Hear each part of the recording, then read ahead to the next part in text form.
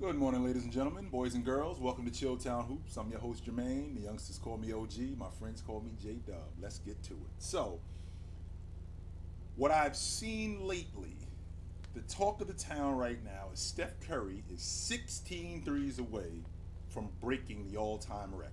And I think that that's something that's going to be done. I heard a lot of people talk about that it'll be done before Christmas.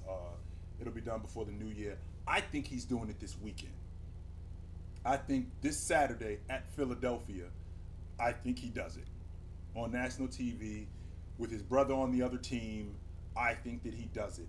And I think it's one of those records that is going to be like the all time, when he's done, I think it's going to be like the all time rushing record in the NFL. I think it's going to be, the all time assist record in the NBA, where it's something that's never going to be touched again. Well, how do you figure that? Considering that in the NBA, they shoot the three ball as much as they do. Well, the next great long ball shooter, I don't think we've met him yet. And I think that Steph Curry, I think that he could play at this level. I think the level that he's playing at right now, I think that he could play at this level for another 2, 3 years max. And I don't think he retires after that. No. I think that he can segue into what Ray Allen did when he was in Boston and in Miami, where he could just be primarily a long ball shooter who could still be a solid mid-range player, who could still be good with the ball, but with all of that, he could just segue into just being a long ball shooter. And I think that if he continues with that, we're looking at a guy who's going to have close to 4,000 threes, and I don't think that it's a record that's going to be broken in my lifetime. I think that he will go down in history as the greatest long ball shooter in the history of the NBA. I don't think it's close. Um, I think that the other great shooters, Ray Allen, Reggie Miller, Klay Thompson, Kyle Korver, James Harden, I think those guys are all great long ball shooters. But for a guy in Steph Curry, who's that's his primary weapon, him being a long ball shooter. I don't think that I've seen anybody that shoot the basketball. The separator with him is him being able to shoot off the bounce. That's the separator with him. Ray Allen was the best catch and shoot long ball shooter that I had ever seen. I didn't see anybody. I didn't think that I'd see anybody that's a better, and I still feel like that, it's a better catch and shoot long ball shooter than Ray Allen. Until Steph Curry came along, and not only is he great with the catch and shoot, also Klay Thompson being great at catch and shoot, being able to shoot off the bounce at that distance. I mean, there's no defense for a guy who can accurately shoot the basketball from 25 feet off the bounce. There's no defense for that. And Steph Curry is amazing. And I think that this is something that's going to continue at this level for another 2 to 3 years. And then after that, I think that he can do it just being a long ball shooter for another 3 years, like his father did. And I think he's going to be around for a long time. He's absolutely playing right now at an MVP level. But a guy that we haven't spoken about that's been playing at an MVP level is DeMar DeRozan.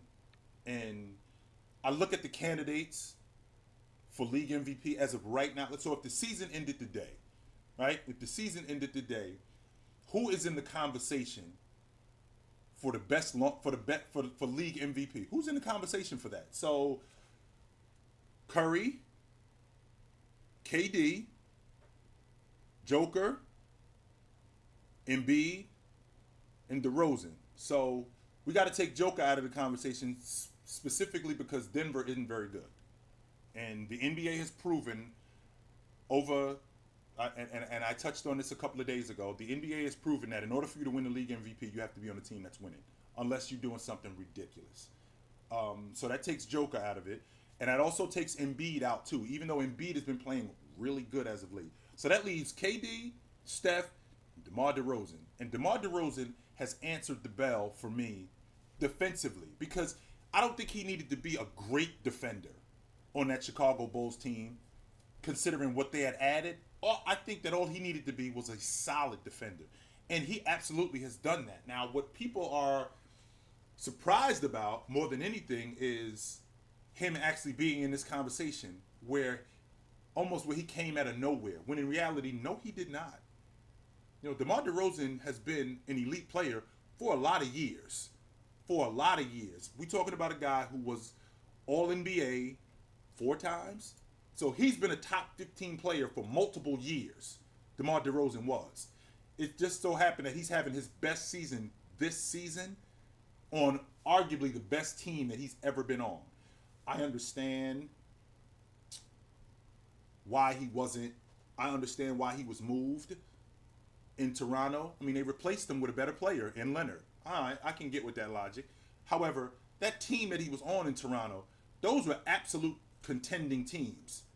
Those were absolute championship contending teams. And I think that what got thrown by the wayside is the fact that LeBron James left the Eastern Conference. So that the door flew open. The door flew wide open in the Eastern Conference when he left.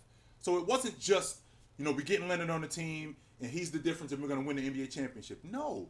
A lot of things fell into place in order for them to win it. A lot of things fell into place in order for them to win it. It wasn't just getting Leonard on the unit. And it took away from how good DeMar DeRozan actually was. I mean, that team had won 59 games the year before. It was just that I don't know what it was about LeBron James that shook DeMar DeRozan up. Because everybody else that he would go against, I mean, I saw him outplay Bradley Beal. I've seen him outplay a number of different guys in the playoffs. It was just whenever he saw LeBron James, man, it got real tricky. And I can't put my finger on why that was. But when I think about what he's been doing and him playing at the MVP level that he's been playing, it is a joy to watch because he's bringing back, or he's not bringing back, because I don't think you'd ever win anywhere with him. He's shown a light on how effective you could be as a player in the mid-range and how it can expand your game. And he's just done a great job at that. And he's done an even better job at proving that he could be at least a solid defender. I mean, guys like Zach LaVine, Caruso, Kobe White, Lonzo Ball, Pat Williams before he got hurt. Those guys, they helped that out a lot, but he's proven that, I can be a solid defender in the league. I think that went unnoticed because he was in Toronto, and a lot of people didn't really pay much attention to Toronto because, Cleveland was the class of the Eastern Conference. James was the guy in the East. Cleveland was the class, but they were handling other teams consistently. And a main reason for that was because of DeMar DeRozan, and I think it's good to see him doing what he's doing right now with that unit. And I think that the Bulls are the best team in the Eastern Conference as of right now. Even though Brooklyn is in first place, I think that the Chicago Bulls are the best team in the Eastern Conference as of right now. And I think that if they could continue doing what they're doing, I think that they got a really good shot at being a contender. I already think that they are a contender, but I think that they have a really good shot in the East to not necessarily to come out, but I think that they got a really good shot. I don't think they're better than Milwaukee, but I do think that they have a really good shot in the East I think they got a legit shot in the East to be a contender, which I already think that they are, but I think that they got a really good shot in the Eastern Conference overall because I do think that I think they're better than Brooklyn. I do think that they are better than Brooklyn. I don't think that they're better than Milwaukee, but I do think that they got a legit shot in the Eastern Conference. Absolutely. Even in year one, I do think that they have a legit shot in the East. When I think about the teams in the Eastern Conference, I think it's Chicago, I think it's Brooklyn, and I think it's Milwaukee. I think it's those three. I can appreciate what Miami is doing, absolutely. I can absolutely appreciate what Miami is doing, and I can appreciate what Philadelphia is doing, but I think those three teams are the class of the Eastern Conference, and I think that those three teams are who it's going to come down to in the end. I like what Philadelphia has been doing. I think Embiid has been playing at a very high level, but I got to accept the fact that, he's going to be in and out of the lineup throughout the course of the season. That's just who he is. He's going to be in and out of the lineup, and I got to accept that. But for the most part, those three teams, I think those three teams, as of right now, are the class of the Eastern Conference. And until something changes, I think that's what it's going to be. So it's good to see you guys again. Absolutely. I'll be back on real soon. But until then, take it light, but take it.